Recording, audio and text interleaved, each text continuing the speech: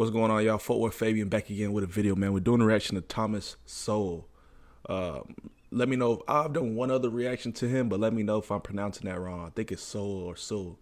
But anyways, man, black culture keeps blacks down from progressing. This is why. Comment down below. Let me know y'all's thoughts on this one. I would say I've been doing more so progressive content nowadays. With a lot of the, cultural differences, American reacts type of thing. Not to say I'm going to go political. I don't know.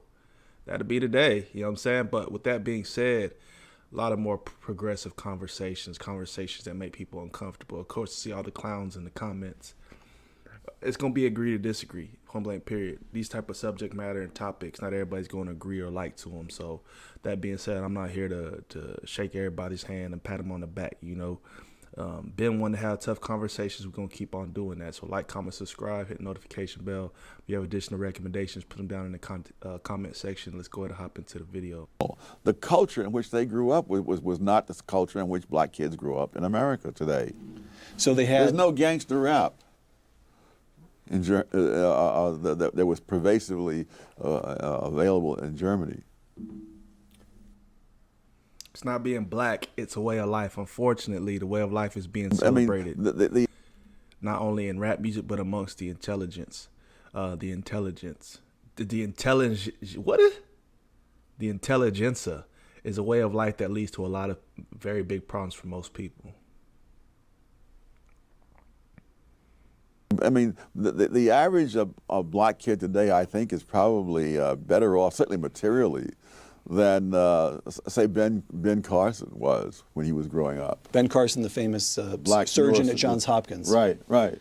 Who is immensely accomplished in every way. Yes. Right. This guy, he had to reiterate that. But, the key word. When he was growing up. Ben Carson, the famous. He's saying when he was growing up. That's the key, buddy. It's not about his accomplishments today, when he was growing up. So off rip, that's a fact. Kids nowadays have a lot more, networking accessibility, have opportunities, but I think there's still a lack of education on how to pursue those opportunities. They don't know how to get started. But yeah, of course. Like surgeon at Johns Hopkins. Right. Who is immensely accomplished in every way. Yes. Right. I would say that certainly the black kids who are growing up today have a higher material standard of living than I had. The difference was that the schools were good when I came along. They were especially good in New York at that time, hard as that is to believe. But the kids who grew up in that same place where I lived, they will not get that same education. Now that can be blamed on somebody, but it has very little to do with what happened 100 or 200 years ago. And it's true in other countries. I mean, in Nigeria, for example, there's a tribe, the Igbos, who are living in one of the least fertile parts of Nigeria, who were in fact enslaved in centuries past by other tribes and so on. When the British moved in and set up schools, the Igbos went for the schools. By the time Nigeria became independent, the Igbos had climbed above the other groups that had been ahead of them to begin with. But there are all kinds of cross currents of factors, the particular culture, or the particular geography. You run through the whole list of them. You cite in Intellectuals and Race, you cite an observation by the intelligence expert, IQ scientist James Flynn, that just stopped me cold. After the Second World War, you've got large numbers of American troops remaining in Germany. For that matter, there's still several tens of thousands there today. And both black and white American soldiers had children with German women. And Flynn discovered that those children growing up in Germany showed no IQ differences at all. The black kids and the white kids, the same. Quoting Intellectuals and Race, Professor Flynn concluded that the reason was that the offspring of black soldiers in Germany, and now you're quoting Professor Flynn, grew up in a nation with no black subculture, close quote. Which means what? Which means they experienced exactly the same expectations, Is this they? No. The expectations are external. The culture in which they grew up was not the culture in which black kids grew up in America today. So they had. There's no gangster rap that was pervasively available in Germany. So here's what I'm getting. There is something about black subculture in America today that holds African Americans themselves back? Yes. In fact, I went into this in a previous book on which about black rednecks and white liberals, because that same subculture. Let's talk about two of your books here. Go ahead. Because that very same subculture held whites in the South back as well. That in the time this mental testing in the First World War turned up, among other things, the fact that whites from various 4 or 5 southern states scored lower on the mental test than blacks from 4 or 5 northern states. And so it really was a question of the subculture that was there, which was a handicap to both. All right. That's crazy, bruh. I don't think a lot of people would have that, that perspective, that analysis, man. But I do holistically agree that there's a lot within the subculture, or what is defined as black culture in America, that progressed over the decades, obviously, because like he mentioned, I don't know if it was specific to a country, but I do agree Germany probably didn't have a foundation of gangster rap, but even hip hop rap, whatever you want to call it, didn't have a foundation in gangsterism when it first started. If you're going to talk about the Run DMC days, and it was just all about, beatboxing and breakdancing and having a good time, DJs partying at DJs hosting events at house parties, whatever it could be. So I mean, he hit it right on the head with that one. Whose job is it to say, wrong subculture, folks, you're harming yourselves? Well, I would think in an ideal world that intellectuals might take on that task, but the world that we live in, I've noticed, is not ideal. All right. The world we live in don't listen to intellectuals anyway. So even if somebody comes out the blue saying, you guys got it all backwards, bro, nobody's going to listen to him. It's way too rooted. There's too much depth to it now. You got to literally obliterate the foundation. What is to be done? Take a look at President Lyndon Johnson speaking at Howard University in 1965. Oh, yes. But freedom is not enough. You do not wipe away the scars of centuries by saying now, you are free to go where you want and do as you desire and choose the leaders you please. You do not take a person who for years has been hobbled by chains and liberate him, bring him up to the starting line of a race, and then say, you are free to compete with all the others, and still justly believe that you have been completely fair. Facts. It's pathetic. It's not a question of, there's no you who has the control to be completely fair or completely unfair. With so many choices I on need to hear him out on this one. I mean, the circumstances are, so someone once criticized the mental test on grounds that the tests were unfair. And I think it was David Reisman who said, the tests are not unfair. Life is unfair, and the tests are measuring the results. But who has control of life? Who has control of the past? Who has control of the culture that people have in the present, which they've inherited from the past? So Lyndon Johnson... He wasn't wrong in what he said. In fact, although good liberal that he was, at least in regard, Lyndon Johnson had a complicated career and changed positions on issues many times, but good liberal though he was at that moment, he was in fact engaging in a breathtaking arrogance. Yes. On 2 counts. One, that white people were the ones who were responsible for where black people stood in the race, that it was up to whites entirely. That blacks, as he described, I'm devastating. The black people are passive; they're acted upon. That's right. That's right. And then the second act of arrogance is the supposition that somehow the federal government could fix it. Yes. Okay. If they're talking about that in specific, you know what I'm saying? But it is staggering. But if you wanted to be charitable, you could say, well, he said this in 1965.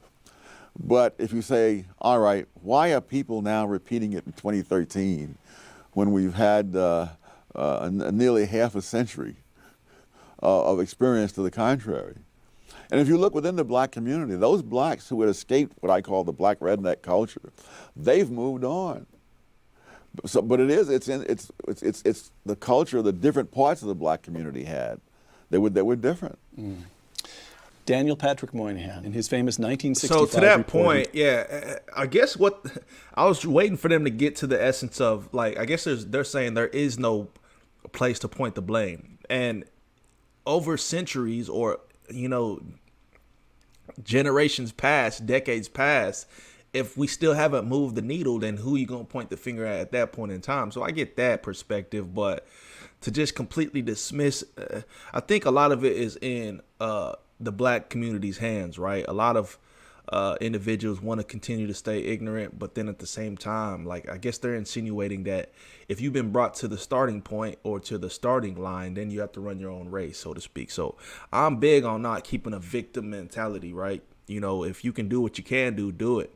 Of course, there's going to be opposition, but try to put your best foot forward.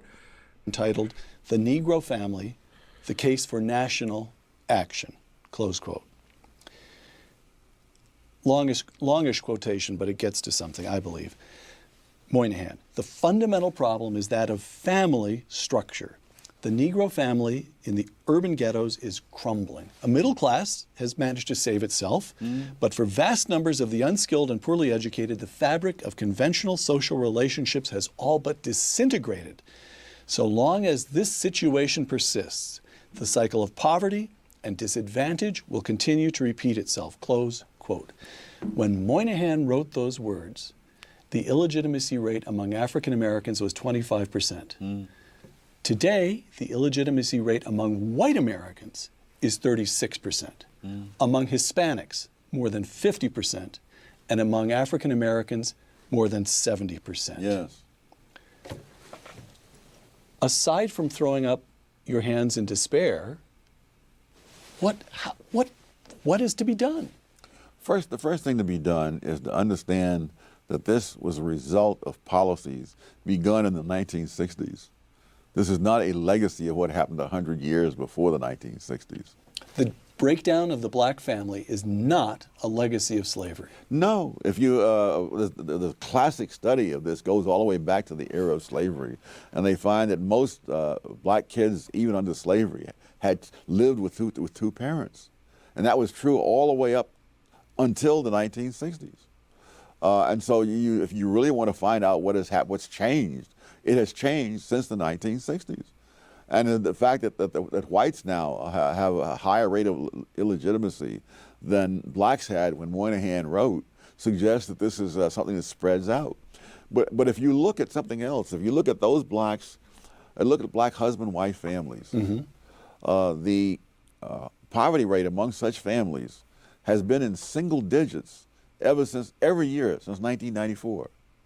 And so if you look at the external causes, why the husband and wife families and the welfare single mom families all are facing the same society and objective things, but the results are radically different because the cultures and values are different. I don't know about all that, man.